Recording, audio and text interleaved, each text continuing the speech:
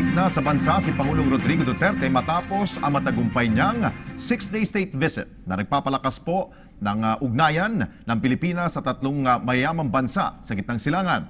Ito ang Kingdom of Saudi Arabia, Bahrain at Qatar kung saan nakapagpatibay po ang Pangulo ng mga kasunduan para sa ibayong pagpapalago ng ekonomiya ng bansa. May ulat po dyan si Julius de Samboron. Produktibo at matagumpay na maituturing ang halos isang linggong state visit ni Pangulong Rodrigo Roa Duterte sa Kingdom of Saudi Arabia, Kingdom of Bahrain at State of Qatar. Sa kanyang pagbabalik bansa Lunes ng madaling araw, bitbit ng Pangulo ang magandang resulta ng kanyang biyahe tulad ng pagpapatatag ng ugnayang panlabas ng Pilipinas at ng tatlong binisitang bansa, kasunduang politikal at pagbibigay tuon sa kapakanan ng mga Pilipinong nagtatrabaho sa gitnang silangan.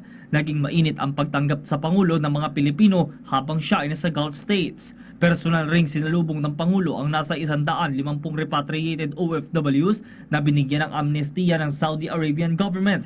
Sila ang mga Pilipinong overstaying o di kaya undocumented. Dito ay kinilala ng Pangulo ang sakripisyo ng mga nagbabanat buto sa gitnang silangan at kung tawagay mga makabagong bayani ng bayan. It is the national interest to realize all of us na merong more than 1 million Filipinos there.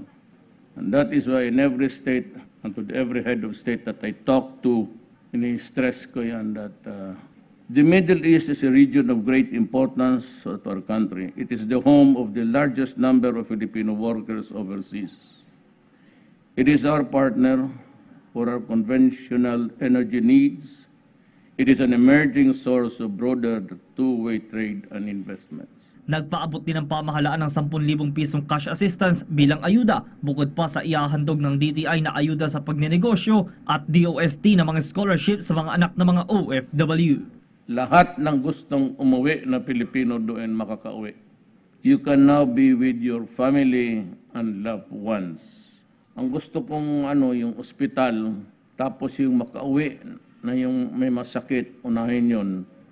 Yung may sabi nila may mga bulag na they should be attended to immediately. Pilipino At one time or another during their productive years in their life, they help us very much. So yun nagpapadala ng steady income ng mga remittances.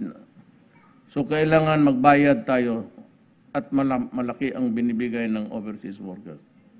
I will give you the primary importance. I will look for money.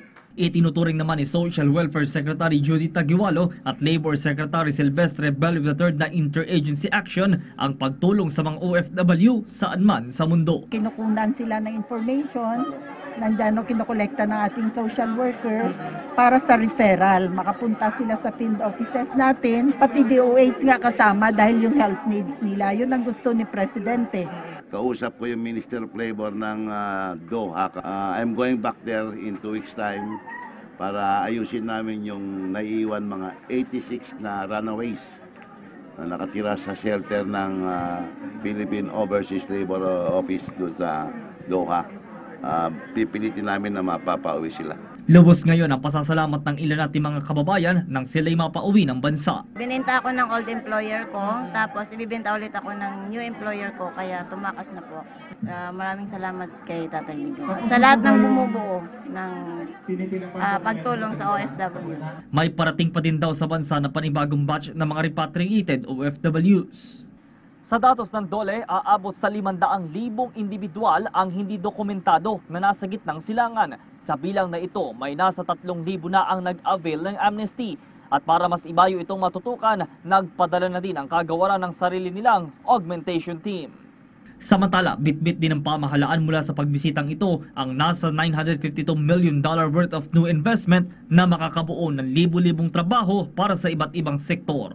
Para sa PTV News, Julius de Samboron.